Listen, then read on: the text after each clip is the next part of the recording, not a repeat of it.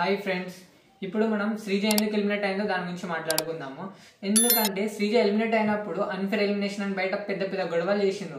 But శ్రీజకి మళ్ళీ హౌస్లో వచ్చే ఛాన్స్ వచ్చింది, అంటే రీ ఎంట్రీ వచ్చింది బర్నీ గారితో. సో అప్పుడు ఏం చేయాలి శ్రీజ ఏం చేసింది, ఫస్ట్ రీ ఎంట్రీ వచ్చినప్పుడు అది నామినేట్ చేసే ప్రాసెస్ ఉంటుంది కదా, అప్పుడు అందరినీ నామినేట్ చేసేసింది.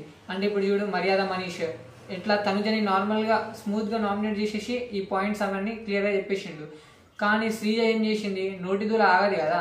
సో ఇటు కళ్యాణి నామినేట్ చేసింది, అటు తనుజని నామినేట్ చేసింది, ఇమాన్యువల్ని చేసింది, మళ్ళీ నిఖిల్ని చేసింది. ఇప్పుడు అందరి ఫ్యాన్స్ దగ్గర ఈమె బ్యాడ్ అయిపోయింది ఆల్రెడీ, ఎందుకంటే ఇంతమందిని ఎలిమినేట్ చేసింది కదా. సో ఈమెకు ఓట్స్ ఎక్కడి నుంచి వస్తాయి, ఈమె ఆల్రెడీ కామనర్, అందరి మీద నెగిటివ్ స్ప్రెడ్ చేసింది. సో ఈమెకు ఓట్స్ ఎక్కడి నుంచి వస్తుంది, సరే అది వదిలేయండి.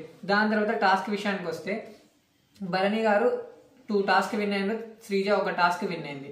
సో దాంట్లో కూడా దానికి ఛాన్స్ లేదు, ఇప్పుడు ఆమె బయట ఎలిమినేట్ అవ్వాల్సిందే కదా. సో బర్నీ గారికి 60 to 70% ఓటింగ్స్ వచ్చాయి, బట్ శ్రీజకి జస్ట్ 20%, అంటే హాఫ్ కూడా లేదు. సో ఎలిమినేట్ అయిపోయింది. ఇది కూడా ఫేర్ అని గొడవలు చేసే ఛాన్స్ లేదు, ఎందుకంటే ఇది ఫేర్ ఎలిమినేషన్. ఓటు కూడా రాలేదు ఆమెకి, టాస్క్లు పక్కన పెట్టినా కానీ. సో ఆమె ఎలిమినేషన్ మీద మీ అభిప్రాయం ఏందో కామెంట్ చేయండి. Until then bye by.